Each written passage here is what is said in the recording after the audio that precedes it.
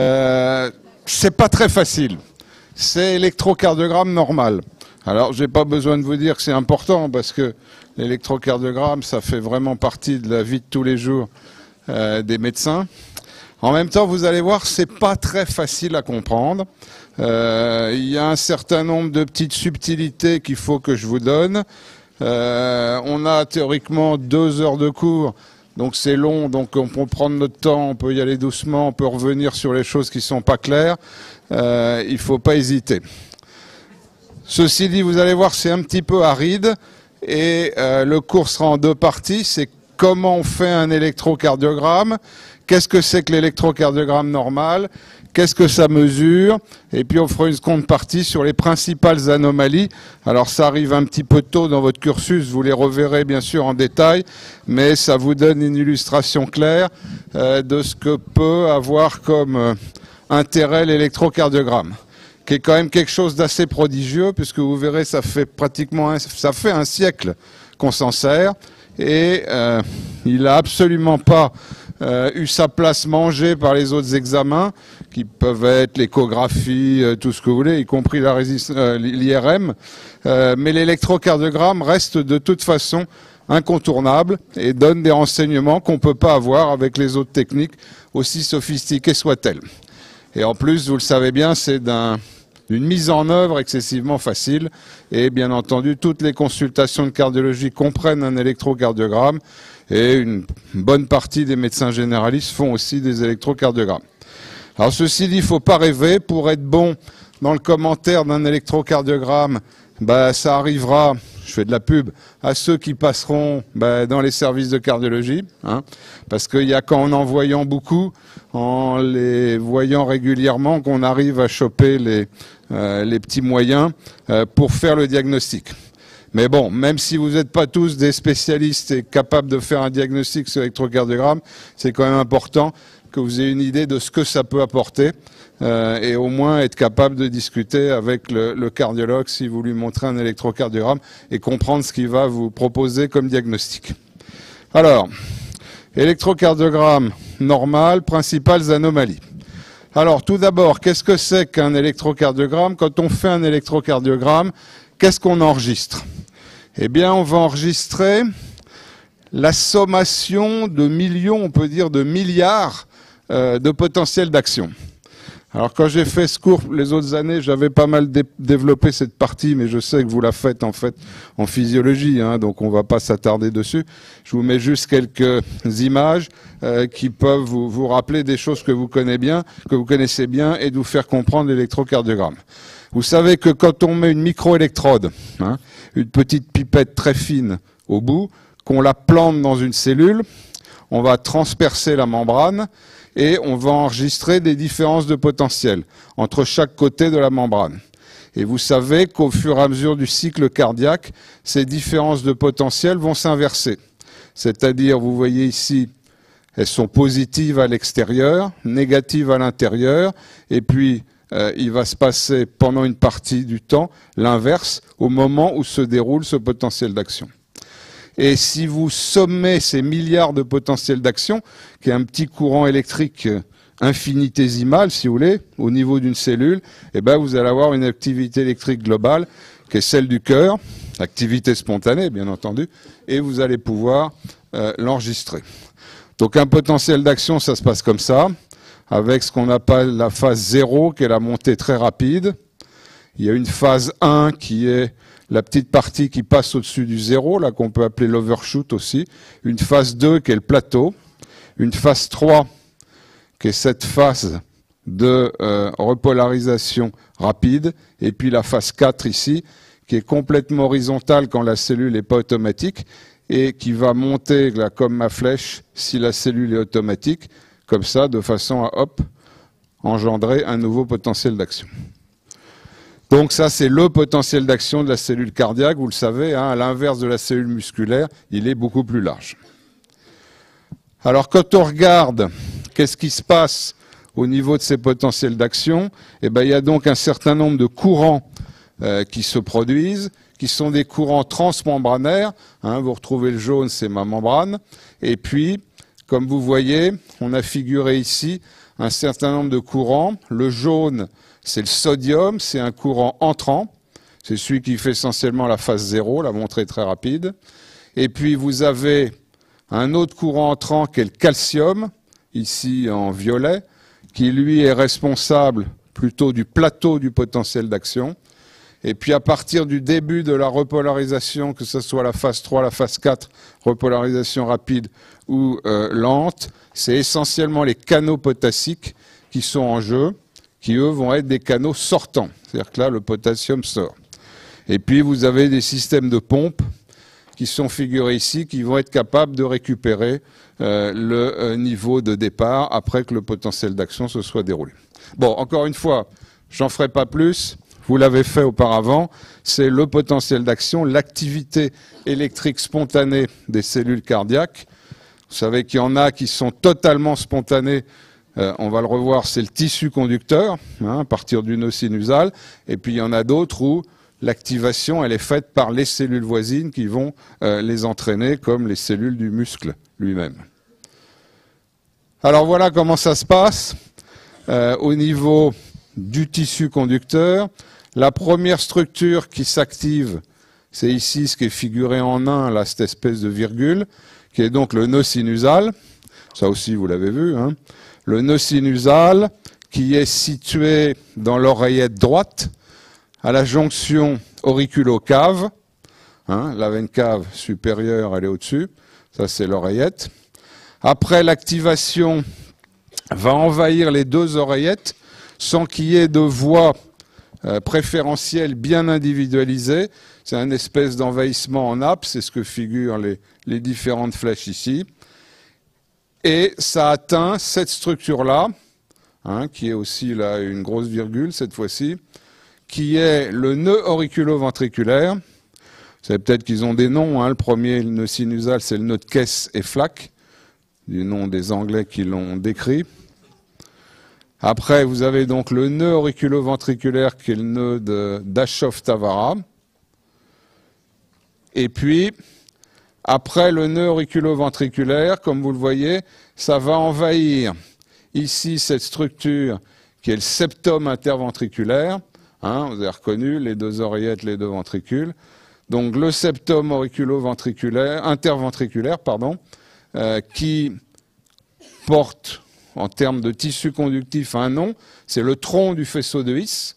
Hein, c'est la partie qui est là. Donc le début, c'est le nœud auriculo-ventriculaire, et puis ce qui descend en dessous, là, c'est le tronc du faisceau de His. Et ça va se diviser en branches, avec plusieurs branches. Une branche droite, qui est la 11, là, qui est à gauche, hein, puisqu'on regarde à gauche en rentrant, si vous voulez. Hein. Donc, la branche droite 11 ici, donc, qui est sur l'écran à gauche, et ici en 12, la branche gauche, qui elle est en deux parties, et vous verrez ça a une importance parce que l'électrocardiogramme est capable de voir ça, ce qu'on appelle les hémibranches, hémibranche antérieure gauche et hémibranche postérieure gauche. Là, on les a fait l'une à côté de l'autre, mais en fait, il y en a une qui est plus en arrière et l'autre qui est plus en avant. Et puis après, ces ramifications, ça va dans les ventricules, dans la viande elle-même. Hein. C'est ce qu'on appelle le réseau de Purkinje. Et ça vous explique que grâce à ce réseau, toutes les cellules de la masse cardiaque vont être activées progressivement par ce courant électrique qui naît donc tout seul, automatiquement, de cette structure en un qui est le nœud sinusal ou le nœud de Kess-Flack. D'accord? Je pense que tout ça, c'est pas compliqué à comprendre et c'est des rappels. Alors on arrive maintenant plus dans l'électrocardiogramme lui-même. Ce schéma vous refigure la même chose, le nœud sinusal, dans l'oreillette droite, l'activation des oreillettes, le nœud auriculo-ventriculaire, le tronc du faisceau de His, sous ma flèche, et puis les branches, avec la branche droite et les deux hémibranches gauche. Et ce que vous figure ce schéma, c'est empiler, mais empiler intelligemment, chronologiquement, les potentiels d'action des différentes structures. La première qui commence ici, en rouge là, c'est le potentiel d'action du nœud sinusal. Alors vous le voyez, il n'est pas très ample. Il est un peu mousse, hein, le sommet n'est pas très pointu. Et puis, il a ce que je vous montrais tout à l'heure, cette phase de dépolarisation diastolique, c'est-à-dire ça monte progressivement, parce que c'est automatique, et hop, à partir de là, va arriver une autre cellule, un autre potentiel d'action, et un autre cycle cardiaque, et une autre excitation, contraction, etc. Et si vous regardez bien, si vous regardez le début du potentiel d'action sinusale, on peut le mettre ici. Si vous descendez la verticale, vous apercevez que ça commence très tôt, avant cette structure qui est ce qu'on appelle l'onde P. Hein, on va voir bien entendu à quoi elle correspond. Alors en dessous, vous avez un orange qui vient de l'oreillette, hein, une structure auriculaire. Là, la phase 4, là, elle est horizontale, il n'y a pas d'automatisme. La phase 0, elle est très verticale, ça monte. Il y a une petite pointe, là, un petit overshoot, un plateau, et puis une dépolarisation progressive, rapide, puis lente. Là, vous voyez, ça, c'est pas une cellule automatique, c'est une cellule qui va s'activer parce qu'elle est entraînée par celle qui est au-dessus, qui est la cellule sinusale. Après, en jaune, le troisième, vous voyez que ça ressemble presque, en un peu plus grand, au potentiel d'action du nœud sinusal. Ça, c'est du potentiel d'action du nœud auriculo-ventriculaire, le nœud d'Aschoff-Tavara. Il y a une phase 4, là, qui monte, automatique. La phase 0 est intermédiaire entre celle-là qui était franchement lente, celle-là qui était plus rapide. Voilà, ça, c'est le nœud auriculo-ventriculaire. Et puis après, il y a un grand potentiel qui est celui-là, en beige, là, comment vous voyez, oui, beige. Avec une phase 4 qui est horizontale, une montée très très rapide, un plateau très très long, et ça correspond à l'activité du faisceau de His, des branches. Et en dessous, le bleu et le violet, vous voyez, c'est les branches, le tissu de Purkinje. Là, c'est plus très différent, c'est à peu près les mêmes. Et si vous regardez ce qui se passe en dessous, donc en sommant, si vous voulez, tous ces potentiels d'action, vous avez ce tracé qui est le tracé de l'électrocardiogramme qu'on enregistre en surface du thorax avec ces différents accidents. Donc là, bien entendu, il faut bien connaître. Le premier, cette petite onde mousse, là, c'est l'onde P. Et l'onde P, si vous voyez, dans mon schéma, elle correspond à quoi? Eh bien, elle correspond à l'activité auriculaire. Hein, c'est la dépolarisation de l'oreillette. Après, vous avez un tracé rectiligne, qui est ce qu'on appelle l'espace PR, mais je vous expliquerai en détail ce que ça veut dire. Après, vous avez cet accident qui est là négatif, positif, négatif, qu'on appelle le QRS, QRS. Je vous expliquerai la dénomination exacte. Ça, c'est la dépolarisation du ventricule, hein, toute la masse des deux ventricules. Après, vous avez quelque chose qui est de nouveau rectiligne, en principe, qui est l'espace, l'intervalle S, puisque la dernière onde, c'est l'onde S, T, ça c'est l'onde T. Voilà, une onde mousse assez longue qui traduit la repolarisation des ventricules. Hein, dépolarisation, c'est quand le front d'activation passe, quand le muscle se contracte, et après repolarisation, c'est quand le muscle se relaxe. Et puis de temps en temps, vous voyez, il y a un petit accident derrière l'onde T, qui est celle-là, qu'on appelle l'onde U, qui peut se voir, c'est le sujet normal, qui n'est pas forcément pathologique, mais qui n'est pas constante non plus. Voilà donc l'explication de cette sommation de tous ces potentiels d'action qui vont vous faire le PQRST. Alors, autre façon de voir les choses, ce schéma, vous voyez, n'est pas très différent, c'est de vous montrer, pareil, le P, là, il n'y a pas d'onde Q. Vous allez voir, de temps en temps, ça existe, hein, donc il y a grand R, grand S, T, et on a figuré ici quelque chose de particulier qui est l'électrocardiogramme, pardon, l'électrogramme, si vous voulez, endocavitaire. Qu'est-ce que ça veut dire? Ça veut dire que quand on monte des sondes, et on peut le faire assez facilement, dans les cavités cardiaques, vous allez avoir l'enregistrement d'activité électrique. Alors, c'est ce qui est figuré en orange ici. On enregistre cet accident-là, qui est assez ample, qu'on appelle l'onde A, A comme auriculaire, et qui, vous voyez, correspond à ce qu'on appelle l'onde P de l'électrocardiogramme. Après, on enregistre ici une grande activité polyphasique, comme vous voyez, positive, négative, positive, négative, positive et une petite négativité, qu'on appelle l'onde V. C'est l'activité électrique du ventricule. Hein, et ça se projette, bien entendu, pile au même endroit que le QRS de l'électrocardiogramme de surface. Et puis, si je vous montre ça, c'est pour vous montrer ce petit accident, là tout petit, qui est l'activité électrique du faisceau de His. On appelle ça l'onde H, comme His. Et ça, c'est une activité électrique qui est toute petite, très peu ample, et qu'on n'arrive pas à voir sur l'électrocardiogramme de surface. Ça a de l'importance, vous verrez à la fin du cours, parce que c'est là-dessus qu'on peut porter des diagnostics de bloc auriculo-ventriculaire, de décider s'il faut mettre un pacemaker au patient, etc. Donc c'est de grande importance. Donc ça, c'est l'électrocardiogramme endocavitaire en orange avec A, HV, et la particularité qui est donc la présence de ce petit potentiel H que vous n'avez pas sur l'électrocardiogramme à la surface du thorax. Alors, l'électrocardiogramme, ça existe donc depuis un siècle, 1908 si ma mémoire est bonne. Ça a été découvert, proposé par un Hollandais qui s'appelait Einthoven, hein, que vous voyez là, E-I-N-T-H-O-V-E-N. Alors vous savez maintenant comment est un électrocardiogramme, hein. Les derniers qu'on a, c'est un petit boîtier grand comme un paquet de cigarettes, avec des fils pour brancher sur le malade, et à la limite, maintenant, vous pouvez mettre ça avec une clé USB et rentrer ça dans un ordinateur et vous avez un électrocardiogramme. Donc c'est gros comme vos petits magnétophones, même pas un paquet de cigarettes. Alors vous imaginez que ça n'a pas toujours été petit comme ça, et ça c'est la photographie de la première publication d'Einthoven, hein, l'électrocardiogramme.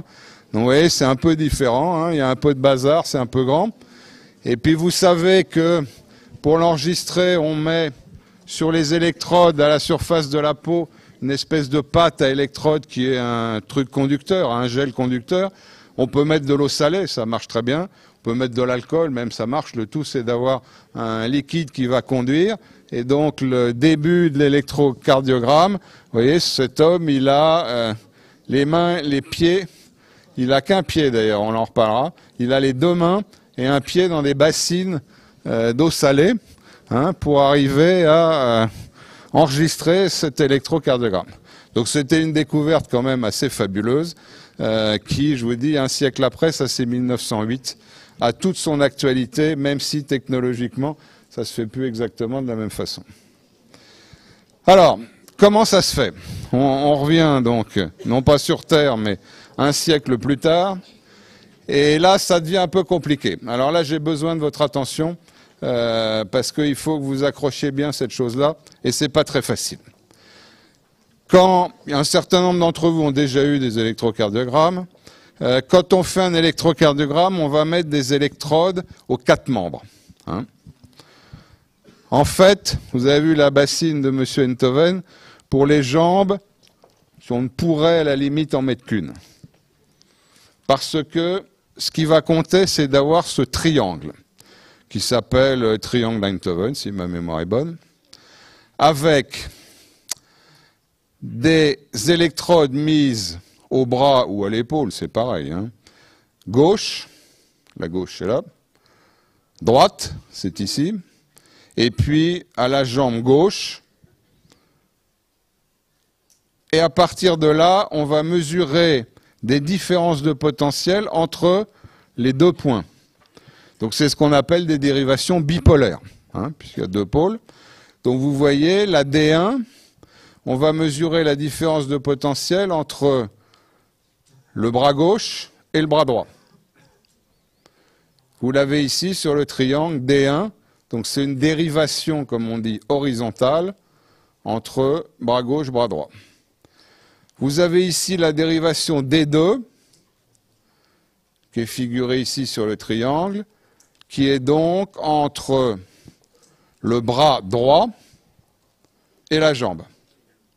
En l'occurrence, la jambe gauche, mais comme je vous le dis, ça pourrait l'autre. Donc, bras droit, jambe. Donc, c'est cette dérivation V2. D2, pardon. Excusez-moi, lapsus. D, avec un D comme Denise. Hein. Et puis, la troisième, qui est la dérivation D3, c'est la différence de potentiel qu'il y a entre ici l'épaule gauche et la jambe. D'accord?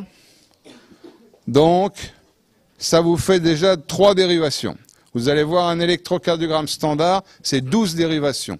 Donc je vais vous les décrire progressivement, et puis vous allez comprendre un peu pourquoi ça a été fait comme ça, de façon à explorer un petit peu toute la masse cardiaque.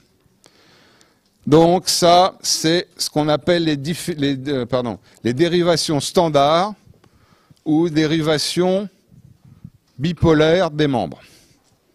C'est la même chose. Standard ou bipolaire. Après ça, je vous en mets 3 autres. Ah oui, il faut aller à 12. Hein, donc, Les 3 autres s'appellent AVR, AVL et AVF. Alors, si vous réfléchissez un petit peu, il y a le A partout. Le A, si on peut l'oublier, hein, on l'oublie souvent d'ailleurs, ça veut dire amplifié, amplified. Bon. Peu importe, ça veut dire que dans l'appareil électro, ce signal-là est amplifié, quoi, parce que c'est vraiment tout petit sinon. Et puis vous retrouvez le R, ça veut dire droit, right, le L, ça veut dire left, gauche, et le F, ça veut dire foot, pied. Hein. Donc ces dérivations, je vous les ai mis aussi sur un cercle, c'est AVR, AVL et AVF. Donc tout ça, vous voyez les flèches, c'est des vecteurs. Hein. Vous allez retourner à votre classe de... Quoi? Où est-ce qu'on fait les vecteurs? En 3e, en 4e, 6e? Eh ouais, ça rajeunit. Hein. Donc, ces vecteurs, vous voyez, ils vont du centre de ce cercle jusqu'au bras droit, VR, au bras gauche, VL, et au pied, VF. Ça, c'est les dérivations unipolaires des membres. Hein? Tout à l'heure, c'était bipolaire parce qu'on mesurait la différence de potentiel entre un membre et l'autre. Là, c'est unipolaire, c'est la différence de potentiel entre le cœur et le membre. Et puis, vous allez voir à la fin, ça doit être sur la diapo suivante, on peut superposer les deux. Je clique, voir si c'est ça. Non, pas tout à fait, c'est après. Donc, je vous ai montré 3 dérivations, les bipolaires des membres. Je vous ai montré 3 dérivations, les unipolaires des membres. On était à 6. Et après, il nous en faut 6 autres, au moins 6 autres, qui s'appellent les dérivations précordiales. Alors ça, c'est tout bêtement placer, coller une électrode, des électrodes, sur la surface du thorax.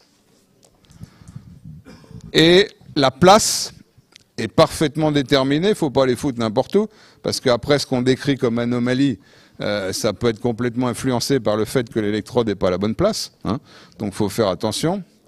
Donc il y a un certain nombre de critères pour être sûr qu'on est à la bonne place. Alors vous reconnaissez un thorax, vous reconnaissez un sternum, donc vous voyez il y a 2 dérivations V1, V2, pardon, V, hein, comme Véronique, et ça s'appelle V. Donc V1, V2, qui sont sur le sternum, et puis vous voyez ensuite V3, V4, V5, V6, qui vont tourner progressivement sur le côté gauche du thorax, pour envelopper un peu toute la partie gauche du thorax, à partir de la définition de ce qu'on appelle des lignes, qui sont, celle-là elle n'est pas très difficile à trouver, la ligne médioclaviculaire gauche, c'est-à-dire vous prenez la clavicule, ça se sent bien hein, chez tout le monde, même les gros, et vous arrivez à prendre la moitié et vous tracez cette ligne verticale et vous verrez, mais je vais vous le redonner après, que le V4 ici est sur cette ligne médio-claviculaire gauche. L'autre ligne, elle est un petit peu plus difficile à définir, c'est ce qu'on appelle la ligne axillaire antérieure. Hein. C'est la moitié du creux axillaire. Hein, le dessous de bras, mettez à peu près au milieu, c'est plus difficile à définir. En fait, comme vous le voyez, hein, ça tourne progressivement avec des électrodes qui sont à peu près à égale distance les unes des autres. Alors, on voit ça en détail. Pas d'affolement, on va y aller doucement. Puis je vous l'ai déjà dit en plus. Hein. C'est à peu près la seule diapo de texte, hein, ce que vous verrez de tout ce que je vais vous présenter. C'est donc cette définition exacte que vous avez vue sur le schéma. Donc V1, qu'est-ce que c'est que V1? C'est quatrième espace intercostal droit. Ça aussi, c'est facile à compter, hein, faut enfoncer un petit peu les doigts. Vous avez la clavicule, et puis après, vous avez la première côte. Donc, vous comptez les espaces intercostaux, 1, 2, 3, 4. Et V1, c'est quatrième espace intercostal droit au bord du sternum. Je ne sais pas si je peux arriver à reculer, voilà. Hein. Vous voyez là, c'est plus parlant. 1, 2, 3, 4. Quatrième espace intercostal droit au bord du sternum. Ensuite, vous avez V2, c'est l'équivalent de l'autre côté. Quatrième espace intercostal gauche au bord du sternum. Retour en arrière. Voilà, vous voyez, elle est en face. 1, 2, 3, 4. Quatrième espace intercostal gauche au bord du sternum. V3, elle est définie par défaut. Donc on passe à V4 d'abord. Je vous l'ai déjà montré. V4, c'est cinquième espace intercostal, gauche, donc 1 en dessous, sur la ligne médio-claviculaire. Je recule. Vous voyez V4, vous n'êtes plus dans cet espace-là qui était le quatrième, vous êtes un espace en dessous, donc 1, 2, 3, 4, 5, sur la ligne médio-claviculaire. D'accord ? Et avec ça, on définit le V3 comme étant à mi-distance entre V2 et V4. On repart en arrière. V1, c'est quatrième bord gauche du sternum. V2, quatrième bord droit du sternum. V4, cinquième espace sur la ligne médio-claviculaire. Et V3, vous le mettez à mi-chemin entre les deux. D'accord? Donc c'est précis. Hein? Et trop souvent, on voit les gens foutent ça comme ça, sans trop regarder. Il faut au moins regarder la clavicule et la ligne médio-claviculaire. V5, là, la fin, c'est un peu plus dur, mais bon, on vous accordera un petit peu de variation. La définition théorique, c'est celle qui est là. C'est intersection de la même ligne horizontale, c'est-à-dire la ligne qui passe dans le cinquième espace intercostal gauche, avec la ligne axillaire antérieure. Et V6 avec la ligne axillaire moyenne. Alors je vous dis, moi je trouve ces définitions de ligne axillaire antérieure, moyenne, il y a même une postérieure, hein, c'est difficile. Disons, on prend le creux axillaire et puis on coupe en 3, une ligne moyenne et puis un tiers, un tiers, un tiers. Enfin bon, l'essentiel c'est quand même de bien partir sur V1, V2, V4, bon le V3 vous le mettez au milieu, puis après vous continuez dans le cinquième espace en tournant à peu près à égale distance, et puis vous avez ce qu'il faut. Ok, donc oui, c'est pas compliqué. Hein. Le schéma, V1, V2 bien défini, V4 bien défini, V3 entre les deux, et puis vous tournez V5, V6 sur la même horizontale, disons. Alors ce qui est marqué en dessous, c'est pour dire qu'on peut faire de temps en temps d'autres dérivations. Hein. C'est tout à fait envisageable. C'est pour explorer des choses particulières. On peut faire un V7 qui est, on continue et on arrive à ce qu'on appelle la ligne axillaire postérieure, toujours dans le cinquième.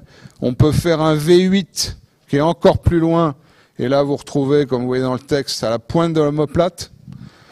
V9 même au rachis. Bon, c'est exceptionnel qu'on fasse ça.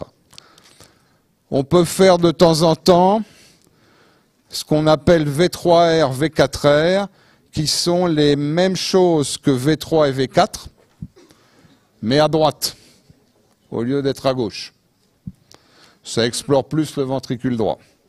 Et puis on peut faire VE épigastrique à la xiphoïde. Bon, il y a plein de choses qu'on peut faire.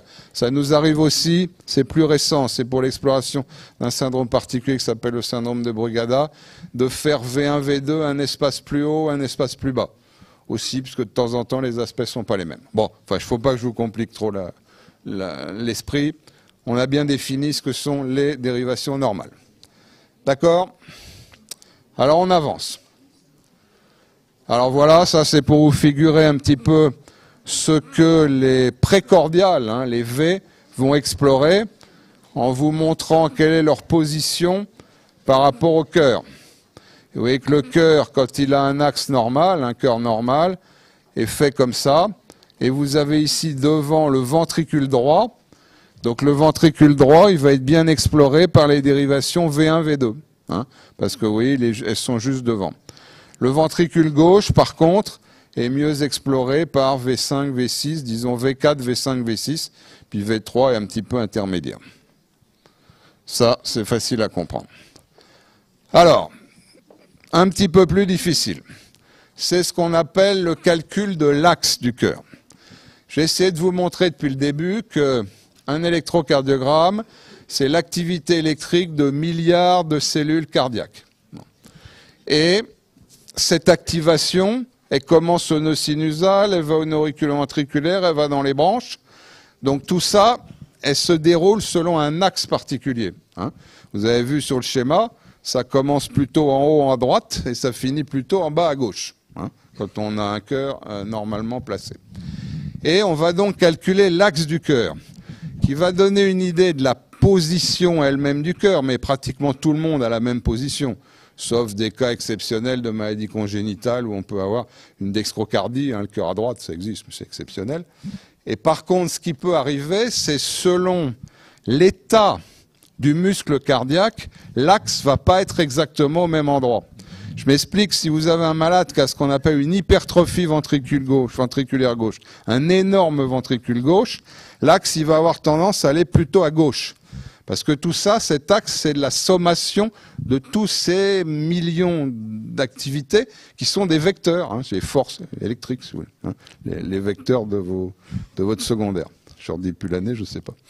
Et donc, c'est très intéressant de calculer cet axe parce que c'est comme ça qu'on peut avoir le diagnostic de certaines maladies. Je vous dis, les hypertrophies, c'est trop gros, donc ça va plus dans un sens. Mais même les nécroses, hein, quand on fait un infarctus, qu'il y a un trou électrique, l'activité électrique, elle va plus passer dans le trou puisqu'il n'y a plus de cellules vivantes. Elle va faire le détour et on arrive, en regardant l'axe, à avoir une idée de ce genre de diagnostic. Alors, pour calculer l'axe, il faut que vous preniez en compte toutes les dérivations, les 6 premières que je vous ai décrites, qui ne sont pas les dérivations précordiales, hein, mais les bipolaires et les unipolaires. Et là, je n'ai fait que remettre ensemble les 6 premières. Et vous allez retrouver mon D1, c'est horizontal, hein, c'est les 2 bras, et c'est là qu'on considère comme étant le 0. Si vous aviez un axe du cœur comme ça, complètement parallèle à D1, c'est un axe à 0. La dérivation D2, c'est à plus 60. Hein, ceux qui font du bateau, vous voyez, on est à peu près comme sur un compas. Sauf que dans le compas, le nord, c'est 360 degrés. Donc 0 ici à l'horizontale. Ici, on est à 60 degrés. Ici, on est à 90 degrés. Si, le sud, c'est 90, hein, si je ne dis pas de bêtises. Hein. Ici, 60 degrés, c'est la dérivation D2. Hein. Dans mon triangle, il y avait une flèche comme ça allait de haut en bas, D2. Vous l'écrivez, ce schéma, puis après, on réfléchira sur des exemples, sur ce que ça veut dire. Essayez pas, pour l'instant, d'en faire plus. En bas, 90, c'est VF, c'est le pied. Hein. Alors dedans, vous retrouvez les trois bipolaires, hein, D1, D2, D3, et puis les trois unipolaires, VL, VR et VF. Alors je continue à tourner. 0, D1, D2 plus 60, VF plus 90. Ici, vous avez D3 plus 120. Et puis en haut, vous avez AVR, donc droite. Et tout ce qui est au-dessus de l'horizontale, c'est considéré comme négatif. Vous voyez là, j'ai mis des plus 60, plus 90, plus 120. Les négatifs ici, c'est AVL, moins 30.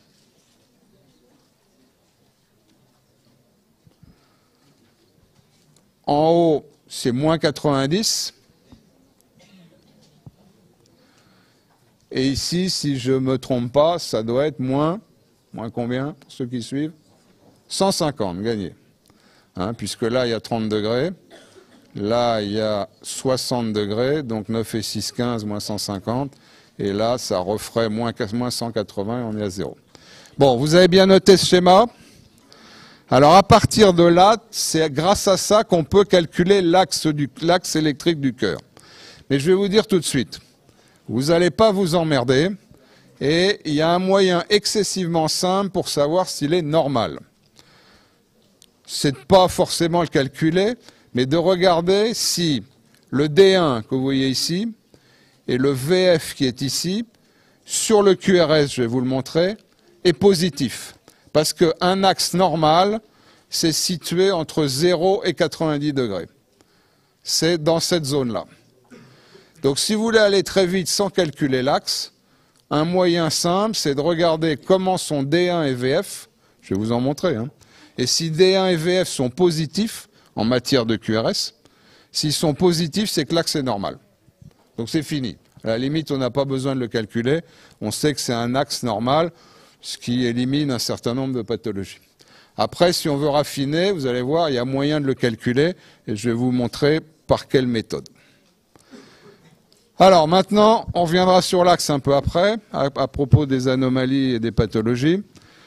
Quelques mots, alors là, hyper classique et bien entendu à savoir, ça y compris si vous n'êtes pas cardiologue, hein, c'est la définition des intervalles et de leur valeur normale. Donc vous retrouvez, et c'est marqué dessus, P, Q, R, S, T, et de temps en temps l'ondu. L'onde P, elle est toujours là, c'est l'oreillette, hein, l'activité des oreillettes. L'onde Q, ça appartient au QRS, c'est la dépolarisation des ventricules, et on appelle onde Q la première négativité. C'est ce que vous voyez ici, vous voyez. Positif, négatif, c'est par rapport à la ligne isoélectrique, hein, horizontale. Donc si c'est négatif, c'est ce qu'on appelle l'onde Q. Si elle est petite, on met un petit Q. Si elle est grande, on met un grand Q. L'onde R, ici, c'est la positivité. Ouais, là, elle est grande, on lui a mis un grand R. Si elle était toute petite, on pourrait mettre un petit R.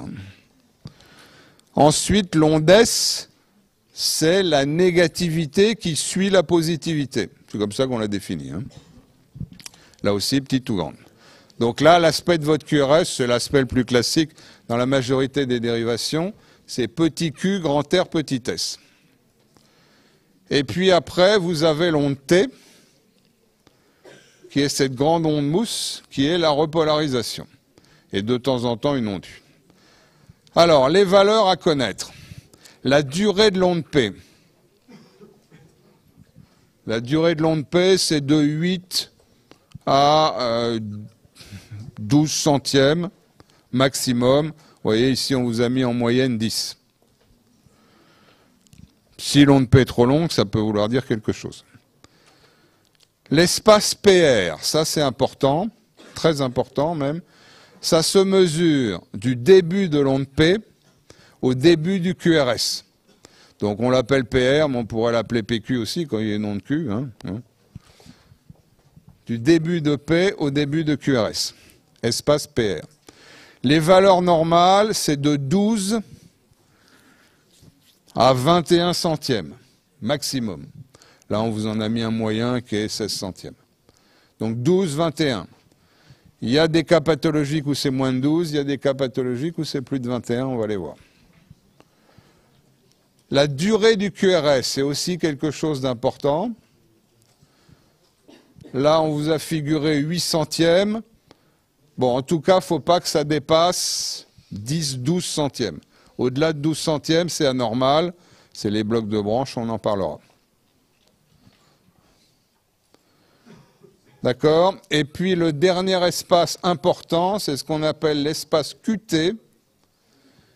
Il est mesuré, vous le voyez là, du début du QRS à la fin de l'onde T. Fin de l'onde T qui n'est pas toujours facile à marquer, parce que, vous le voyez un peu déjà là, de temps en temps c'est un peu mousse, hein, ça ne raccorde pas très brutalement avec la ligne isoélectrique, comme on l'appelle, la ligne horizontale, donc ça peut être parfois difficile. Là, on vous a mis une valeur moyenne, 37 centièmes ou 370 millisecondes. Disons qu'il ne faut pas que ça dépasse 450, 460 millisecondes. Et c'est interprété en fonction de la fréquence cardiaque. Parce que plus la fréquence cardiaque va être lente, plus votre espace QT va être long. Donc il faut tenir compte de ça. Vous avez peut-être vu, vous verrez, on a des petites règles à électrocardiogramme dans notre poche qui nous calculent automatiquement la durée que devrait faire cet espace QT en fonction de la fréquence cardiaque. Et ça peut donner des indications importantes aussi sur un certain nombre d'anomalies.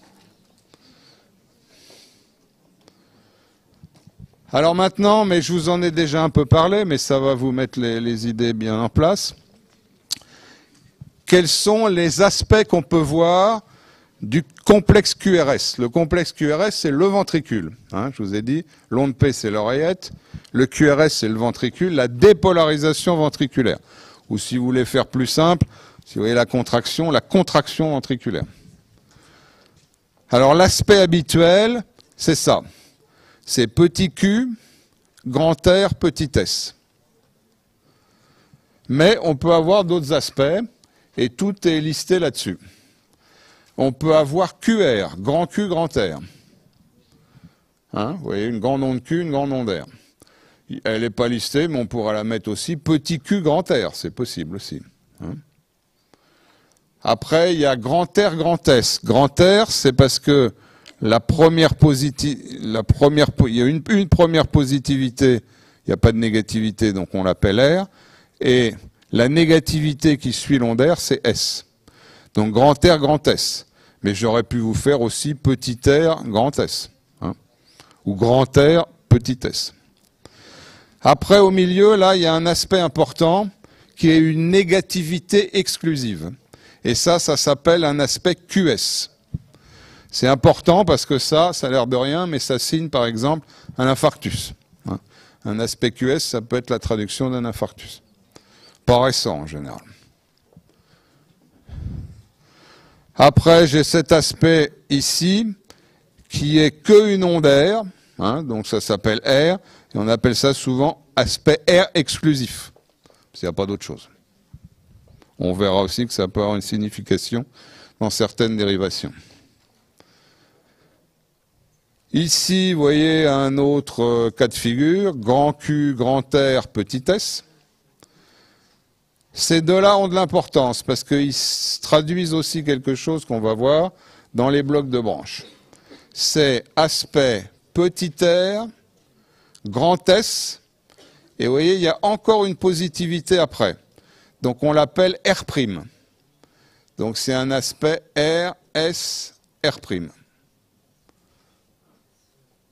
Ça, c'est plus rare, si on veut, on peut l'oublier. C'est petit r, grand S, R', et il y a encore une onde S. Donc on l'appelle S seconde, mais celui-là, si vous voulez, on l'oublie. Mais celui-là, RSR', ça c'est important, ça traduit les blocs de branche droit, on le reverra tout à l'heure. Quand il y a une onde R supplémentaire, on l'appelle R'. Alors, on revient à l'axe de QRS, comme je vous ai dit. Je vous ai dit qu'un moyen de se débarrasser de la chose, mais moi, il ne me scandalise pas, c'est de ne pas le calculer, de regarder si D1 et VF sont positifs. Si D1 et VF sont positifs, c'est là que c'est normal. Il est entre 0 et 90. Mais on peut raffiner quand même pour essayer d'avoir une valeur exacte. Et un bon cardiologue qui fait un commentaire d'électrocardiogramme, il va vous donner la valeur exacte de l'axe de QRS. Là, c'est deux moyens qui sont proposés pour le calculer, donc ce vecteur moyen, et c'est de considérer que l'axe de QRS est perpendiculaire à la dérivation nulle. Qu'est-ce que ça veut dire la dérivation nulle? Ça veut dire la dérivation où il y a autant de positivité que de négativité. Et vous le voyez ici, vous avez un D1 comme ça, donc si on le commente, on va l'appeler, oh, il y a une micro-onde Q, hein, petit q, grand R, petit s. En D2, vous avez aussi un micro-q, grand R, petit s.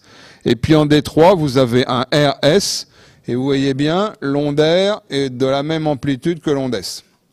Donc ça, c'est, si vous faites la somme de ça, ça fait 0. Il y en a autant au-dessus qu'en dessous. Et donc, comme ça fait 0, vous pouvez vous dire, eh bien, l'axe, il va être perpendiculaire à cette dérivation. Cette dérivation, c'est D3. D3, vous la voyez, c'est ici, c'est plus 120. Et si vous faites la perpendiculaire, bah, vous tombez là-dessus, c'est plus 30. Donc là, l'axe de QRS, il est à plus 30. Parce qu'il est perpendiculaire à D3. L'autre façon, ça revient au même aussi, c'est de dire, on ne va pas regarder là où il y a autant de positivité que de négativité, on va regarder là où c'est le plus positif. Donc c'est la deuxième proposition. L'axe de QRS a la direction de la dérivation la plus voltée. Ici, la plus voltée, vous serez d'accord avec moi, c'est quoi? Entre D1, D2 et D3, c'est D2. Et donc si c'est D2, ben, ça veut dire que l'axe, il est à peu près dans la même direction que D2. Et donc, vous voyez, on le met ici. Et donc, ça vous fait un axe à plus 60. D'accord? Donc, première chose, D1 VF positif, c'est un axe normal, entre 0 et 90 degrés. Et puis, si vous voulez raffiner, où est-ce que c'est autant de plus que de moins, ça va être perpendiculaire à ça, ou où est-ce que c'est le plus grand, et ça va être parallèle, ou le plus parallèle possible, à ça. D'accord? Donc ça fait un peu ésotérique, hein, tout ça, mais c'est pas si compliqué que ça. Et on ne vous demande pas de le calculer, mais que vous ayez une idée de ce que ça veut dire quand les gens discutent en disant hein, il y a un axe de QRS dévié à gauche, etc. Alors maintenant, je vous montre des exemples d'axes anormaux.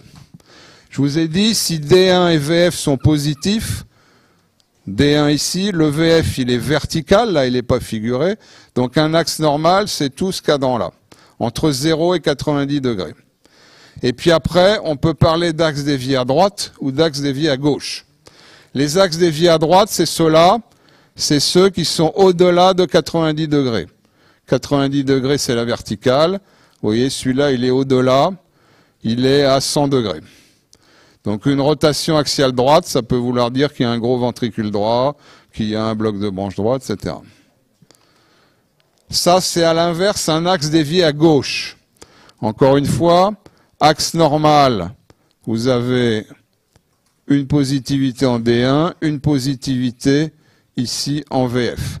Et puis, le D3, par exemple, ici, il est franchement négatif. Donc, ça veut dire que la projection de votre vecteur moyen, il ne va pas être entre le 0 et ça, il va être à moins au-dessus. Donc ça, c'est un axe gauche qui est ici calculé à moins 20. Donc les axes gauches, c'est ceux qui sont au-dessus de 0, hein, enfin au-dessus de l'horizontale, et on les code en moins. Hein, si c'était juste au-dessus, ça ferait moins 10, moins 20, moins 30, on monte, etc. Comme ça. À l'inverse, les axes droits, c'est au-delà du plus 90, ça va par ici, plus 100, plus 110, plus 120, plus 130, etc. D'accord? Et puis par ici, comme dans les assemblées politiques, les extrêmes finissent par se rejoindre. Hein. Parce qu'un axe hyper droit, ça devient aussi un axe hyper gauche. Ah bah oui. Alors, je vous donne des exemples maintenant avec des vrais électrocardiogrammes, hein, non plus des schémas et des dessins. Donc, vous voyez ici, le D1, il est positif, le D2, il est positif. Il faut compter toutes les ondes, hein. Donc, il y a une onde R, une petite onde S. Et puis, le D3, il est un tout petit peu plus négatif que positif.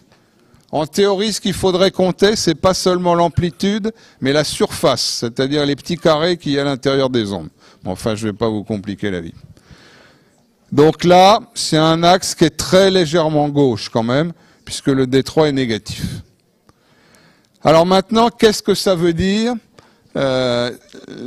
Comment on diagnostique, on passe à la pathologie. Je crois que je vous en ai assez dit sur l'électronormal, avec cette difficulté de calcul des axes. Mais encore une fois, il ne faut pas vous mettre martel en tête, c'est pas si compliqué que ça. Donc on va passer dans la dernière partie aux principales anomalies. Alors c'est de la sémiologie aussi, mais ça va un petit peu plus loin. Prenez votre souffle. Moi surtout. Alors, avec des mots qu'il faut que vous ayez entendus. Le premier mot, c'est hypertrophie. C'est ce que j'ai écrit là. Qu'est-ce que c'est que les hypertrophies? Alors, attendons-nous bien, c'est des diagnostics électriques, hein. Donc, ça peut correspondre à une vraie hypertrophie anatomique, mais de temps en temps, c'est juste un aspect électrique. Alors, les hypertrophies auriculaires gauches, par quoi ça se manifeste? Ça se manifeste par des ondes P allongées.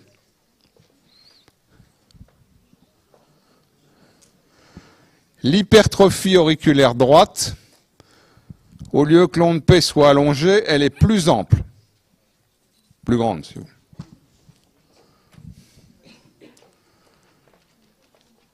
L'hypertrophie ventriculaire gauche, par quoi ça se manifeste?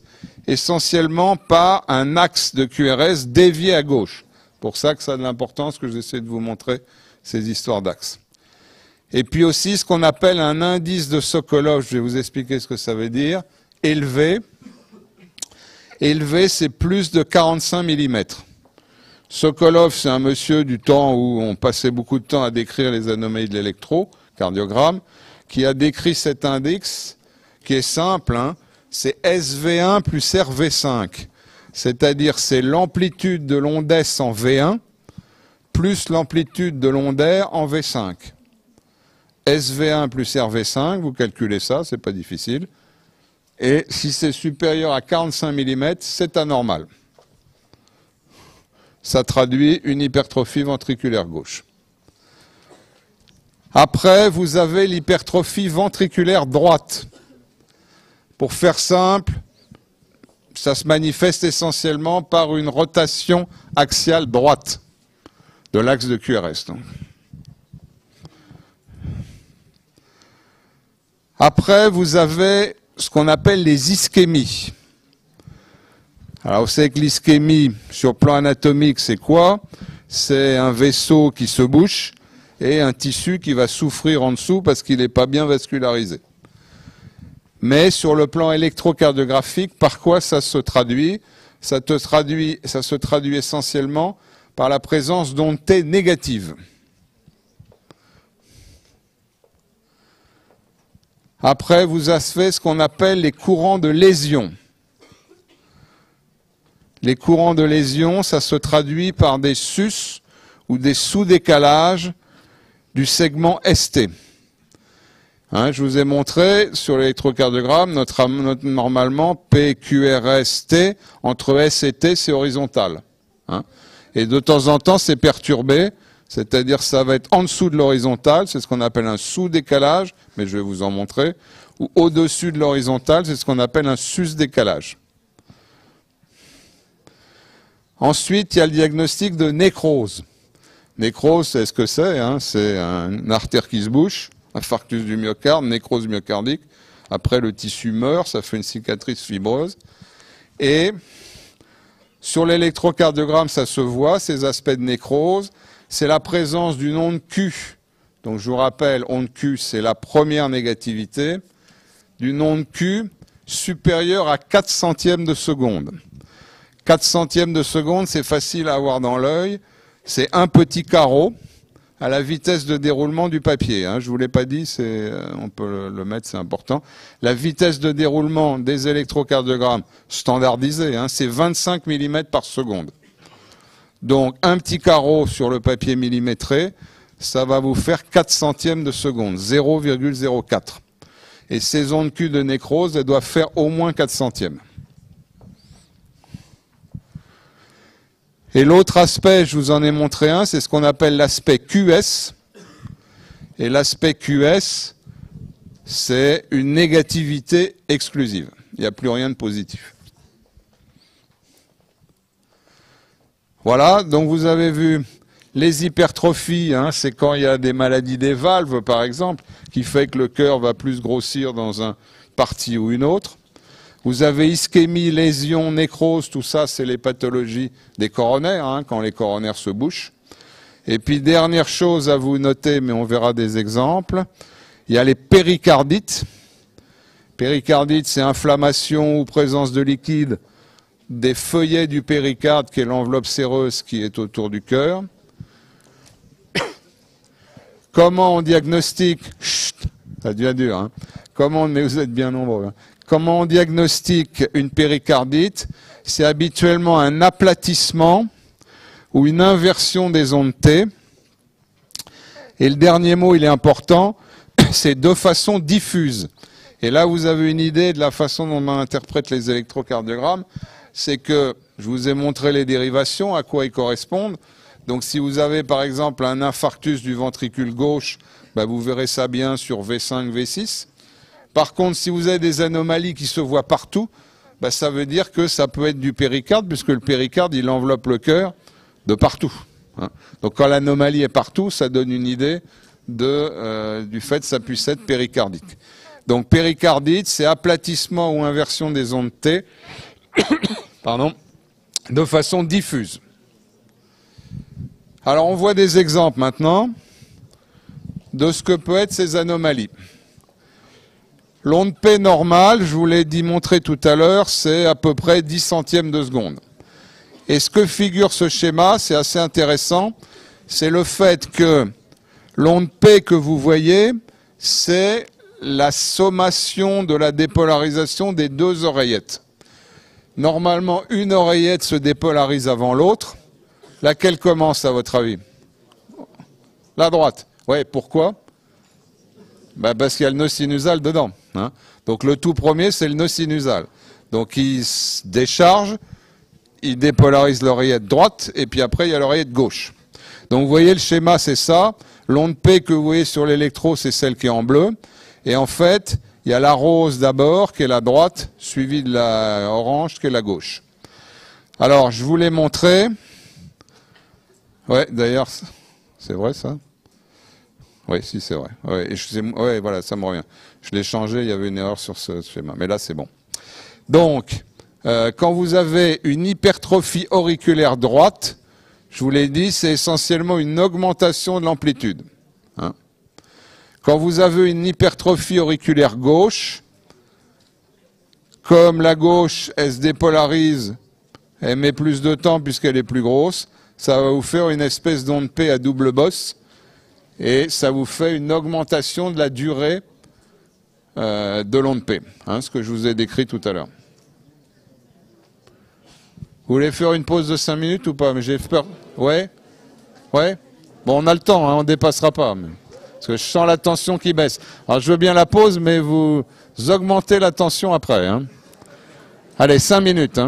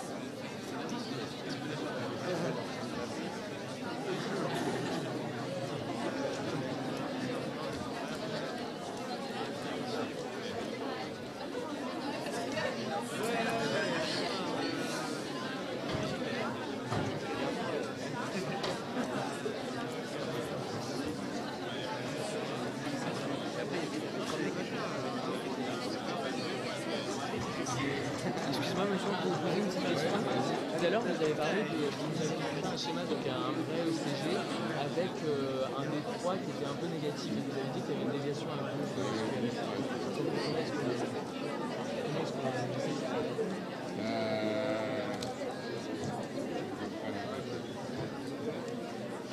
Si je fais le fameux triaxe, vous allez avoir ça et ça. Je m'explique, ça c'est D1, Ouais. voilà. Ça c'est VF, ok. Ici c'est V. Ah, mais c'est la même question. Ça c'est VF, d'accord. Et ici vous avez D2 et ici vous avez D3, d'accord. Si c'est positif en D1 et c'est positif en VF, ça va faire un axe qui est ici, d'accord. Par contre là, vous avez un DL qui était négatif. Si le DL était un D3 pardon, était négatif, si le D3 était positif, ça vous ferait un axe qui serait dans ce cadre-là. Si le D3 est négatif, c'est que ça ne peut être que par là. D'accord? Ça, on a compris. Hein. Positif, c'est entre là et là. Négatif, c'est au-delà de ça. Mais le D3 il sera où dans ce cas-là? En fait, la ligne, elle peut se prolonger dans notre... La ligne, elle peut se prolonger dans l'autre sens. Hein. Et le négatif, c'est ça. C'est sur la ligne pointillée. D'accord? Je suis minuscule. Peut-être qu'on peut le refaire. On va prendre un autre exemple. Hein. On va prendre que D1 et VF. D1, VF. Si vous avez un VF, Ça, c'est de l'orthonormalité. encore une fois, qui est positif, un D1 positif, c'est là, c'est normal. Si vous avez un VF négatif, c'est que ça ne peut être qu'au-dessus du 0. D'accord? Alors, je vais le mettre en pointillé ici. Si vous avez un D1 négatif, ça peut être qu'au-delà du 0. Voilà. Donc si vous aviez un D1 et un VF négatif, ça ferait un axe là. Oui, d'accord, oui, d'accord. Hein? Avec un, vous ne pouvez pas dire. Hein? Mais avec deux, déjà, vous pouvez dire. D'accord? Voilà. Donc c'est... Enfin, voilà. Je ne me suis peut-être pas bien exprimé, mais là, vous avez compris. Là, vous avez compris. En général, ça va être comme Bah, que tu continues, regardez deux axes, regardez deux. Mais parce que En fait, on n'a pas bien compris les dérivations. Ouais, tout ce que... Non, c'est pas la même question exactement. Oh, si, allez-y.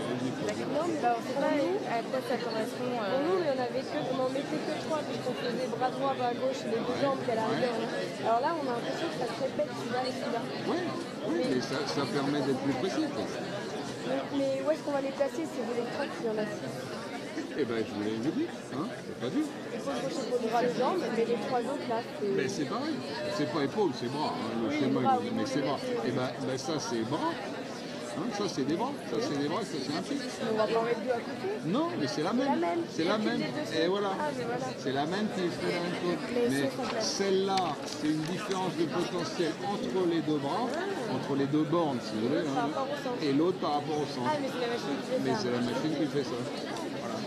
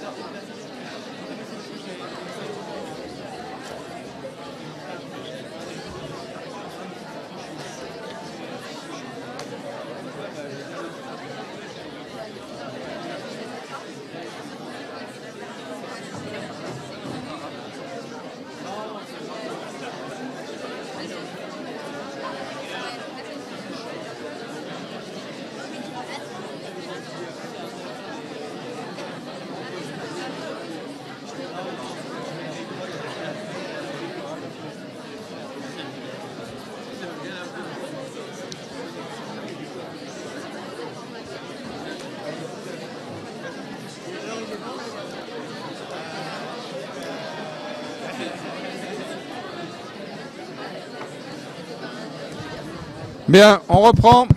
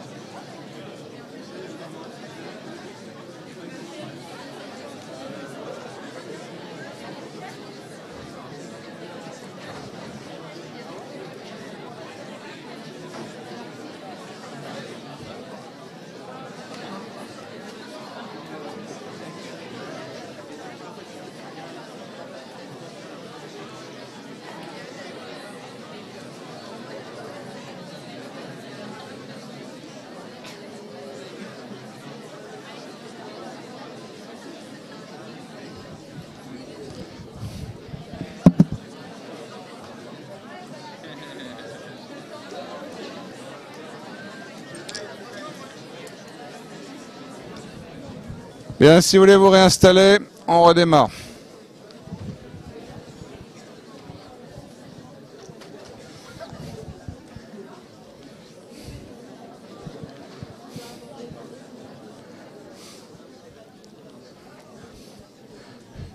Alors juste avant de redémarrer, une question qui m'a été posée en aparté, mais c'est bien qu'on le dise pour ceux qui ne l'avaient pas bien compris comme ça, si je ne l'avais pas bien fait sentir comme ça. Dans les dérivations, hein, je vous ai mis 3, D1, D2, D3, les bipolaires des membres, ça vous fait le triangle, et puis VR, VL, VF, ça vous fait les 3 branches à partir du centre. Mais tout ça, il n'y a pas besoin de mettre d'autres électrodes, hein, c'est les mêmes qui vous enregistrent ça. Hein, c'est-à-dire D1, vous avez bras gauche, bras droit, ben en même temps, ces électrodes que vous mettez au bras gauche et au bras droit, dans la machine, ils vont vous donner le VR et le VL. Hein. Mais la seule chose, c'est qu'il y en a un, c'est entre les deux membres, hein, et puis les autres, c'est D1 par exemple, D2, D3, et puis VR, VL, VF, c'est entre le centre, le cœur et le membre. Mais c'est la même électrode, on n'en met pas deux, hein, on n'en met qu'une. Alors il y en avait qui avaient bien compris, mais d'autres non, donc ça valait la peine de le repréciser. Bon, on finit. Donc là, on en était à ce qu'est la définition des hypertrophies auriculaires. Donc je vous avais dit, ça dure 10 centièmes de seconde, une onde P normale. Et puis quand vous avez une hypertrophie auriculaire droite, elle est plus ample. Et quand vous avez une hypertrophie auriculaire gauche, elle est plus longue. Éventuellement avec cet aspect comme ça de double bosse, où on identifie bien l'oreillette droite d'abord, puis l'oreillette gauche ensuite. Alors ça, on l'a déjà mis. J'allais dans le mauvais sens. Alors voilà maintenant un exemple de ce que c'est un aspect sur les QRS d'une hypertrophie ventriculaire gauche. Vous allez avoir en V1 un aspect petit r grand S. Encore une fois, les R c'est positif, ce qui est positif c'est ce que voit l'électrode. Les négatifs, c'est les S, c'est ce qui est à distance de l'électrode. Donc là, comme c'est une hypertrophie ventriculaire gauche, vous avez peu de positivité, beaucoup de négativité. À l'inverse, quand vous êtes en V5, V6, hein, vous vous souvenez du schéma où il y avait le thorax en couple, là, vous allez avoir des ondes très amples, ici et ici, une onde R très ample. Si vous calculez l'indice de Sokolov dont je vous ai parlé, le SV1 plus le RV5, ça va être très long. Hein. Grande amplitude de l'onde S en V1, grande amplitude de l'onde R en V5. Ici, ça rajoute juste un petit élément supplémentaire, c'est qu'on distingue, ça peut avoir de l'intérêt dans certaines pathologies, ce qu'on appelle dans les hypertrophies ventriculaires gauches les surcharges diastoliques des surcharges systoliques. Et la différence, vous la voyez si vous regardez attentivement, la surcharge systolique est une onde T négative. C'est ce qu'on voit par exemple dans les rétrécissements aortiques très serrés. Donc hypertrophie ventriculaire gauche avec surcharge systolique, ici avec surcharge diastolique, c'est plutôt ce qu'on verrait dans une insuffisance aortique par exemple. Maintenant, une hypertrophie ventriculaire droite. Je vous ai dit, il n'y a rien de très net à l'hypertrophie ventriculaire droite, il y a un axe droit. L'axe droit, par exemple, vous le voyez ici sur le D1. Normalement, un D1, c'est positif. Si là, le D1 est comme ça, c'est-à-dire il est à peu près nul, hein, c'est que vous êtes en fait, si c'est nul, c'est la verticale, c'est 90 degrés. Si on regarde les D2, D3, vous allez voir que c'est même un petit peu plus loin de 90 degrés. Une hypertrophie ventriculaire droite, ça va se traduire par une grande ondaire en V1, hein, puisque là vous êtes avec vos électrodes V1 à droite, hein, partie droite du sternum, ici. Donc grande ondaire en V1, et à l'inverse en V6, où habituellement c'est positif, là c'est intermédiaire entre du plus et du moins. Maintenant, je vous ai parlé, donc là on en arrête avec les hypertrophies. Hein. Je vais montrer les exemples des hypertrophies auriculaires, des hypertrophies ventriculaires. On passe à ce qu'était le deuxième chapitre, les lésions, ischémie, nécrose, etc. Donc je vous ai dit qu'il peut y avoir des sus ou des sous-décalages de ST. Donc vous voyez ici P, petit Q, grand R, petit S, et normalement le ST sur les électrodes que je vous ai montré au départ, il doit être ici, sur la ligne isoélectrique. Là, vous voyez, il est en dessous, il est en dessous. Donc il est sous-décalé, et ce sous-décalage de ST, il a une particularité, comme on dit, c'est qu'il est rectiligne. Vous voyez que cet espace, cet intervalle, le tracé est vraiment tout à fait horizontal. Ça, c'est très pathologique, ça signe un problème coronaire, alors que de temps en temps, on a des sous-décalages où ça prendrait comme ça le trajet de ma flèche, c'est ascendant, ça ils sont moins embêtants. Mais quand c'est vraiment comme ça, sous décalage rectiligne, ça traduit un problème coronaire et c'est ce qu'on appelle une lésion sous-endocardique. Alors ici un exemple aussi intéressant de l'évolution des signes électriques au stade aigu de l'infarctus du myocarde, du 1er au 8e jour, je dirais si on ne fait rien, c'est-à-dire si on ne fait pas ce qu'on essaye de faire le plus souvent possible maintenant, qui est une thrombolyse, hein, c'est-à-dire de prendre les gens les plus vite possible dans les camions des SAMU et de leur injecter un médicament qui va être capable de dissoudre le caillot pour éviter cette évolution-là. En général, ça commence comme ça, avec un énorme courant de lésions. Je vous ai montré le précédent, c'était lésion sous-endocardique, c'était sous-décalé. Celui-là, c'est l'inverse. C'est une lésion sous-épicardique, c'est sus-décalé. C'est énormément sus-décalé. Ça porte même un nom, ça s'appelle l'onde de Pardy, PRD2E, du nom de celui qui l'avait décrit au départ. Ça, c'est un infarctus en voie de constitution. Et puis, qu'est-ce qui se passe après?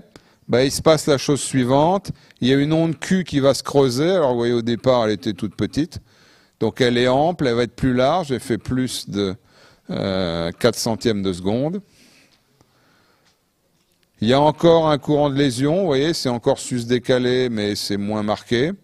Et puis on arrive après à ça, avec l'onde Q qui reste, qui est définitif, et puis souvent cet aspect d'onde T négatif marqué. Donc ça, c'est l'évolution de l'aspect électrocardiographique de l'infarctus. Ça, c'est une péricardite. Péricardite, souvent on a ça. Ça commence par un sus-décalage de ST. Donc vous voyez, ce que je vous montre là, c'est pas très différent du précédent.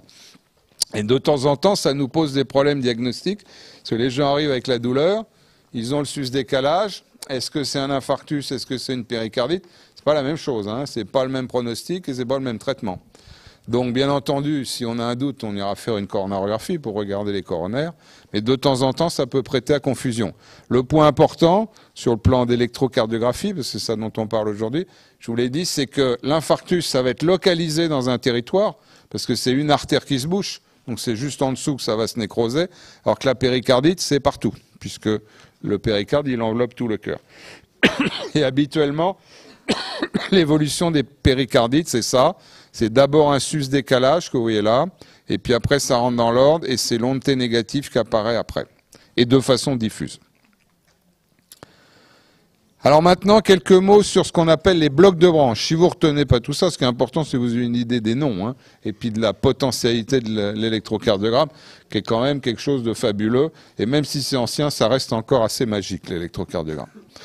Bloc de branche gauche, c'est ça.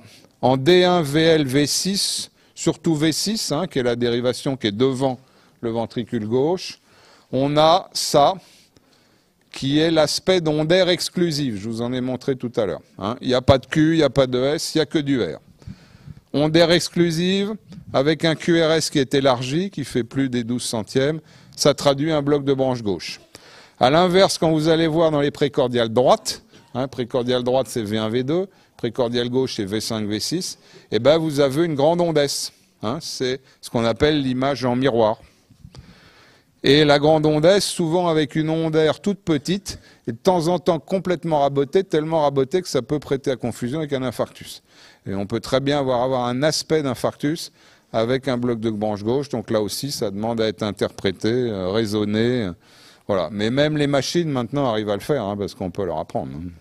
Donc les commentaires automatiques des électros par les machines, ils sont pas mal la plupart du temps. Alors ça c'est plus un dessin, c'est un vrai tracé, c'est un bloc de branche gauche énorme, vous voyez. Donc vous retenez, vous revoyez D1, D2, D3, RLF, V1, V2, V3, 4, 5, 6. Et là, en V5, V6, on voit, on a cet aspect d'ondaire exclusive avec une onde T négative, ce qui va souvent avec. Et puis à l'inverse, en V1, vous voyez, vous avez cet aspect-là qui est quasiment QS. Mais ça, c'est pas un infarctus, c'est uniquement dû au bloc de branche gauche. Maintenant, les blocs de branche droit. Bloc de branche droit, pour faire le diagnostic, c'est simple, c'est ça. Et vous verrez après, quand je vous ferai les cours sur les troubles de conduction, là, des cas cliniques, en général, vous le reconnaissez bien. C'est cet aspect-là, qui est caractéristique, qui s'appelle l'aspect RSR'. C'est en V1, hein, encore une fois, V1, ça explore le cœur droit, donc la branche droite. Et en V1, on a cet aspect-là, petit r, grand S, R'. Diagnostic du bloc de branche droit. J'en ai un ici sur le tracé, où vous voyez le V1, il est là, il y a l'onde P, pardon, petit r, toute petite, S et grand R'. C'est la même chose. Normalement, il n'y a pas à avoir 3 ondes en V1. S'il y a 3 ondes comme ça, RSR', c'est que c'est un bloc de branche droit. Alors un mot maintenant sur un syndrome bien particulier qui s'appelle le syndrome de Wolff-Parkinson-White. Vous en entendrez peut-être parler. Wolff, il y a 2 F d'ailleurs. Ces 3 messieurs, dans les années 1950, hein, c'est pas très vieux, enfin si, peut-être trouver ça vieux, moins, disons après la guerre, qui ont décrit ce syndrome qui est très particulier. Wolff-Parkinson-White, c'est quoi?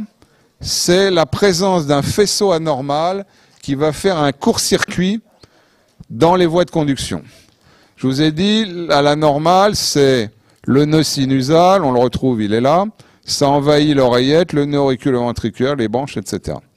De temps en temps, il y a un faisceau anormal qu'on appelle le faisceau de Kent, qui va faire un court-circuit entre oreillette et ventricule. Et quand on voit l'électrocardiogramme de ces gens-là, il est très particulier. Il est comme ça. L'onde P, elle est normale. Et puis, il y a ce qu'on appelle ici une onde delta. Et après, vous avez le QRS. Et il en résulte que l'espace PR est très court, puisque ça ne prend pas toutes les voies normales, que ça fait le court-circuit, et que l'activation va très vite dans ce faisceau anormal et donne cet aspect d'onde delta. Alors, ce n'est pas uniquement pour le plaisir de les voir, hein, c'est que ça peut être dangereux. C'est assez fréquent, il y a pas mal de gens qui ont ça. La plupart du temps, c'est bénin, mais il y en a quelques-uns qui sont très méchants, et on a même décrit des morts subites avec ça, puisque le gros risque, c'est que s'il y a un trouble du rythme auriculaire avec une oreillette qui se met à battre très vite, normalement, quand ça arrive, il y a le nœud auriculo-ventriculaire qui va freiner pour empêcher que ça soit trop rapide. Mais là, ce faisceau de Kent, il n'y a rien qui freine. Donc de temps en temps, les troubles du rythme de l'oreillette sont transmis quasiment directement au ventricule. Et c'est là que ça peut donner lieu à des pépins. Alors ça, c'est un électrocardiogramme d'un patient qui a un syndrome de Wolff-Parkinson-White. Si vous regardez bien, même si c'est pas très amplifié, on va voir par exemple le D1 en haut là. Vous voyez l'onde P, la toute petite onde P. Et bien immédiatement après, il n'y a pas d'espace horizontal entre P et QRS. Hop, ça monte tout de suite. C'est l'onde delta. On la voit pas mal ici aussi, hein, en V5, V6. Et l'onde P, la petite là, et hop, juste derrière, ça monte parce qu'il a un syndrome de Wolff-Parkinson-White. Alors, pour finir, on va passer à des choses qui sont plus parlantes en plus, qui sont les troubles du rythme. Hein, troubles du rythme et de la conduction. Et ça, c'est aussi un des triomphes de l'électrocardiogramme. Quand on les analyse bien, on voit tout à fait ce qui se passe. Donc là, je vais vous parler, vous montrer des exemples de blocs auriculo-ventriculaires. Bloc auriculo-ventriculaire, c'est quoi? C'est des anomalies qui se passent dans la conduction de l'activité électrique entre les oreillettes et les ventricules. Et ça peut être dangereux parce que si ça passe plus du tout entre les oreillettes et les ventricules, vous imaginez qu'il peut y avoir pépin. Alors ça, c'est tout bêtement ce qu'on appelle le bloc auriculo-ventriculaire du premier degré. Et on le diagnostique de la façon suivante. Donc ça, c'est un D1. Vous voyez, il y a plusieurs complexes de suite. Ça, c'est un D2, un D3. Il y a au passage un axe gauche, mais c'est pas seulement ça que je voulais vous montrer. Vous voyez, le P, il est là, le QRS est là, et il y a une distance très importante entre le P et le QRS. Donc ça, c'est un bloc auriculo-ventriculaire du premier degré, et ça se manifeste par un allongement de PR. Hein, 2 grands carreaux, les petits carreaux, ça fait 4, donc 4, 8, 12, 16, 20. Déjà un comme ça fait 20, 24, 28, 32. Hein, je vous ai dit, la normale, c'est 12 à 21, donc là, il est largement trop long. Hein, et tout cet espace qu'on voit bien là, entre le P et le QRS, ça traduit ce bloc auriculo-ventriculaire. Donc ça, c'est la forme la plus simple, c'est bloc auriculo-ventriculaire du premier degré. Alors après, on complique un petit peu, et on vous montre ici un bloc auriculo-ventriculaire du deuxième degré. Alors vous allez voir, bon, ça devient plus sioux, mais c'est quand même visuel et visible. Si, ça se voit bien. Alors vous voyez, c'est un enregistrement sur quelques secondes. Hein, donc vous avez 1, 2, 3, 4, 5, 6, 7 battements. Et vous allez, si vous regardez bien, on va prendre le D2 par exemple. On voit bien. Vous voyez sur le D2, j'essaye de positionner ma flèche, voilà. Ça c'est une onde P. Vous la voyez? En haut à gauche, tout en haut. Donc vous avez P, pourquoi il faut le camp hein, voilà. P, QRS qui est ici manifesté par petit r grand S et l'onde T. P, QRS, T. P, et après qu'est-ce qui se passe?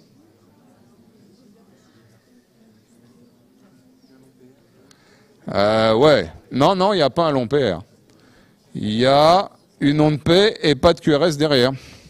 Hein, je reprends. P, QRS, T. P, QRS, T. P. Et là, il y a de nouveau une onde P. Donc en fait, il y a une onde P bloquée. Hein, et si vous regardez bien, vous voyez que l'espace PR, il s'allonge. Voilà le premier, voilà le deuxième, et hop, il s'allonge.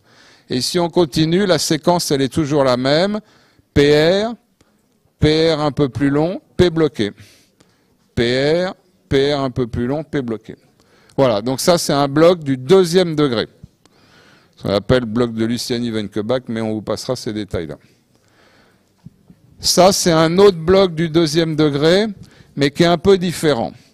Alors d'abord, l'aspect du QRS en V1, on peut le décrire comme R, S, R'. Donc déjà, on sait qu'il y a un bloc de branche droit. Il y a la branche droite qui ne marche pas bien. Et puis, ce qui va se passer, c'est que vous allez voir aussi une onde P bloquée. Vous voyez, c'est la 1, 2, 3, la quatrième onde P qui est bloquée. Une onde P, un QRS, une onde P, un QRS, une onde P, un QRS, une onde P bloquée. Alors vous allez me dire, c'est pareil que ce que vous nous avez montré avant. Pas exactement. La différence, c'est que là, le PR ne s'allonge pas. Vous voyez, PR est comme ça. Là, il est identique. Là, il est identique. Et boum, ça bloque. Donc c'est un autre type de bloc du deuxième degré qu'on appelle Mobitz 2, mais retenez pas ça, mais pour vous montrer qu'on arrive, en regardant bien, à analyser précisément toutes ces différences. Ça, c'est quoi? C'est plus embêtant, oui. On est bien d'accord. Eh ben, c'est un bloc auriculo-ventriculaire du troisième degré, parce que vous voyez, il y a pas mal d'ondes P, là, 1, 2, 3, 4, 5, 6, 7, et puis il y a des QRS un peu, pas souvent, quoi. Donc là, ça va vous faire un rythme cardiaque, ça, qui va battre de l'ordre de 20 à 25, tout cassé, hein. Donc ça, quand ça en arrive là, bah, vous imaginez que ça peut donner au moins des syncopes, quoi. Hein, et des syncopes qui peuvent être traumatisantes. Et ce genre de troubles, les blocs auriculo-ventriculaires, bah, le meilleur traitement, ça va être quoi, à votre avis? Ouais, j'ai entendu, bah, un pacemaker. Ouais, hein. Le pacemaker, le patient aura une sonde dans le ventricule, et si ça bloque comme ça entre ses oreillettes et ses ventricules, bah, c'est le pacemaker qui prend le relais. Hein, ce qu'on appelle le pacemaker sentinelle, mais actuellement, ils sont tous sentinelles. Alors on continue encore avant de finir, là, il n'y en a plus pour longtemps, avec quelques autres horreurs. Alors ça, c'est autre chose. C'est un trouble du rythme très fréquent. Chut, chut, on a presque fini. C'est un trouble du rythme très fréquent que vous faites, que vous avez. Pas mal d'entre vous. Alors, si on interprète, qu'est-ce qu'on voit? Je vous ai pas mis les dérivations là, mais peu importe. Ça ressemble à un D1, je dirais un D3, VF, peut-être un V1. Enfin bon, peu importe. On regarde pas l'axe, on regarde le rythme. Hein. Tout ça, c'est des exemples d'analyse de l'électrocardiogramme, mais pas pour diagnostiquer des hypertrophies, des nécroses, etc., mais pour regarder les troubles du rythme. Et ça a une notion, bien entendu, évolutive, et il faut de temps en temps des longs tracés pour voir ce qui se passe. Et au maximum, vous savez, on peut faire des enregistrements sur 24 heures, ce qu'on appelle l'enregistrement Holter, où on donne aux gens une espèce de petit magnétophone qu'ils gardent dans leur poche et qui va enregistrer l'électrogramme pendant 24 heures. Après, on récupère les données, en général sur des petites cartes informatiques, et puis on lit l'électrocardiogramme sur les 24 heures. Donc là, qu'est-ce qui se passe? Eh ben, il y a un trouble du rythme tout simple, que beaucoup de gens ont, tout le monde en fait, le problème c'est qu'il ne faut pas en faire trop quand même, c'est ce qu'on appelle l'extrasystole. Et là, elle est tout à fait banale, elle est auriculaire. Alors, qu'est-ce que c'est qu'une extrasystole? Une extrasystole, vous avez certainement entendu le terme, c'est la présence d'une excitation et donc d'une contraction prématurée du cœur. Et là, vous voyez bien, ça se contracte régulièrement. Allez, on va prendre une grande. Non, le D1, c'est là qu'on voit mieux. Ça, c'est le QRS, donc PQRST, PQRST, PQRST, et hop là, vous voyez, il y a une onde P qui arrive plus tôt que prévu. Donc c'est une extrasystole, elle va entraîner un ventricule qui est ici avec son onde P. C'est une extrasystole auriculaire, tout bêtement. Alors, il y a des gens qui ne les ressentent pas du tout, tant mieux pour eux. Il y en a qui les ressentent toutes, on leur fait des holters, ils en ont 15 par 24 heures, ils sont capables de dire exactement à quel moment. Vous savez qu'il y en a qui ont ça quand ils boivent du café, hein. Certains d'entre vous, c'est sûr que c'est comme ça. Et puis le hashish aussi, ça peut un peu favoriser ça. Non, non, c'est vrai, hein. Si je vous le dis, c'est que... Alors ça, extrasystole auriculaire. Et puis de temps en temps, il n'y en a pas qu'une, il y en a plusieurs à la suite. Donc ça, c'est ce qu'on appelle les salves d'extrasystole auriculaire. Vous voyez ici, PQRS, qui est presque une onde d'air exclusive. D'ailleurs, ici, bon, P petit Q, bon là, on voit pas là, peu importe. Et puis, vous voyez, tac, tac, tac, là, vous allez avoir 3 extrasystoles auriculaires. Des salves. S'il y en a trop, ça peut donner des troubles du rythme plus graves. Les troubles du rythme plus graves, c'est ça. C'est un mot qu'il faut avoir entendu, c'est l'arythmie complète par fibrillation auriculaire. Qu'est-ce que c'est? C'est le fait que les oreillettes vont plus se contracter régulièrement, mais elles vont faire, vous avez vu ça, vous savez ce que c'est que la jelly, là, à l'anglaise? Vous avez déjà vu de la jelly anglaise? Hein? Quand vous mettez ça sur un plat, puis que vous secouez le plat, la jelly, elle fait comme ça, quoi. Bon. Et ben, la fibrillation, c'est comme ça.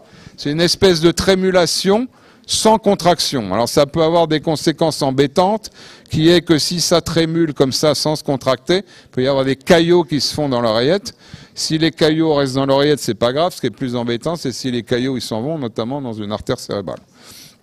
Donc ça, c'est la fibrillation auriculaire ou fibrillation atriale, c'est la même chose, qui peut arriver quand il y a énormément d'extrasystole auriculaire.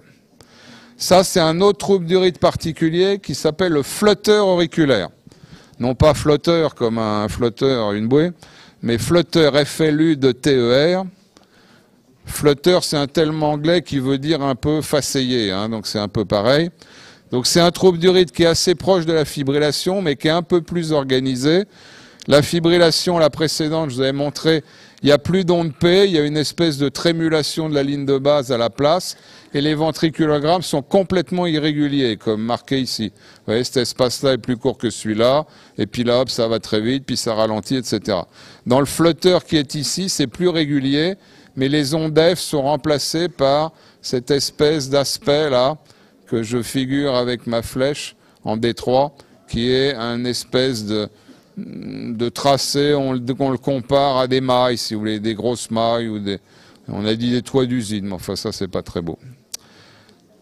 Maintenant, une autre extrasystole, qui celle-là, comme vous le voyez, a un QRS large, là c'est une extrasystole ventriculaire.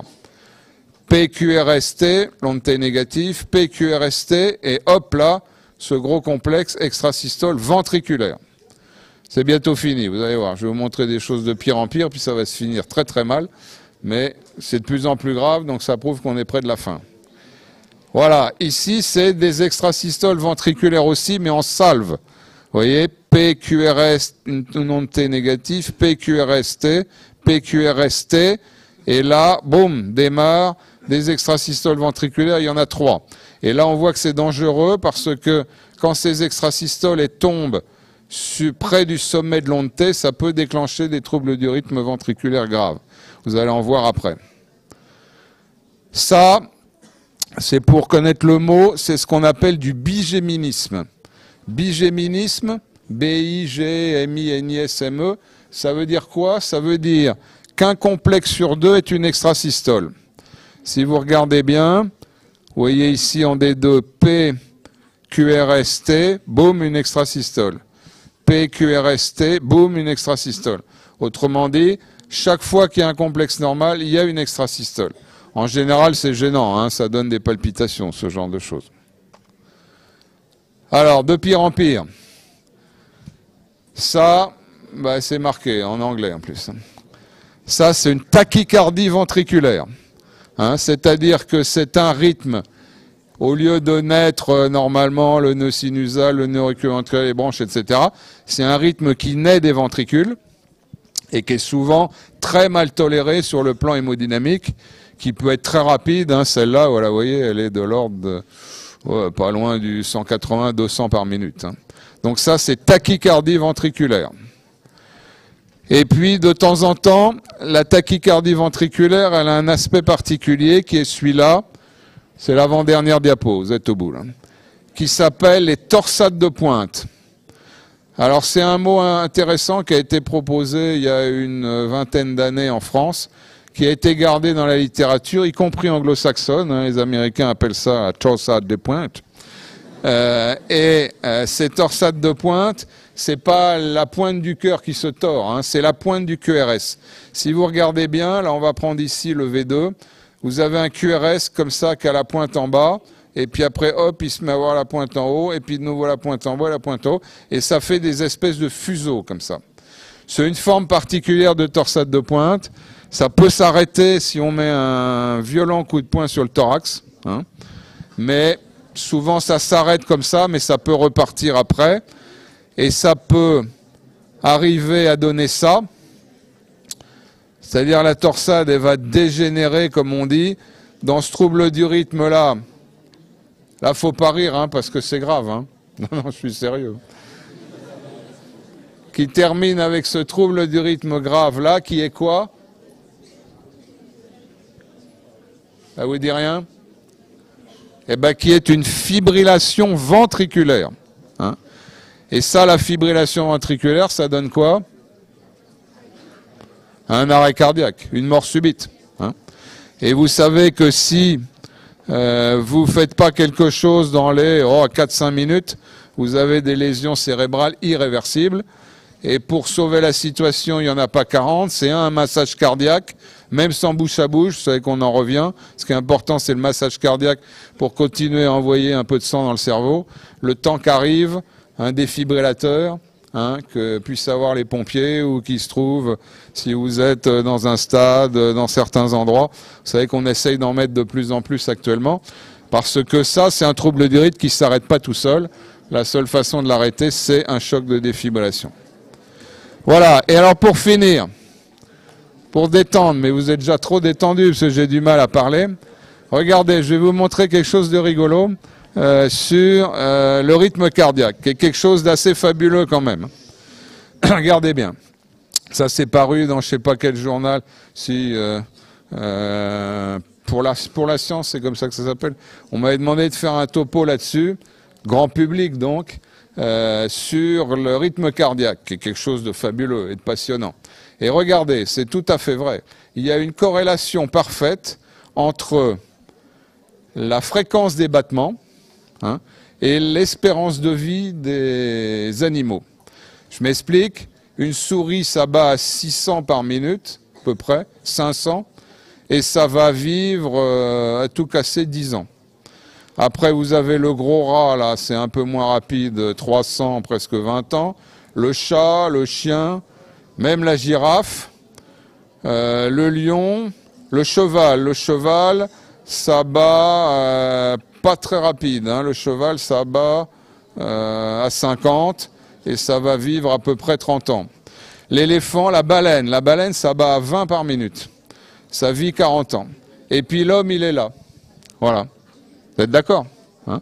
L'homme, il bat à 80 par minute et il va vivre 80 ans.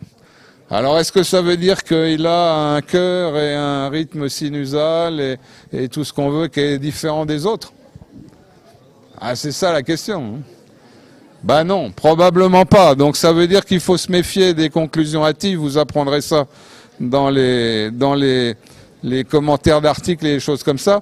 Là, c'est pas que l'homme, il a un tissu conducteur et une fonction cardiaque différente, vous savez bien. C'est qu'il a un cerveau qui n'est pas le même que les autres qu'on vient de mettre sur la liste et qu'au fur et à mesure des années, il a réussi à se protéger des très gros comme les éléphants et les dinosaures et puis des très petits comme les virus et les bactéries. Pas tous, malheureusement. Et finalement,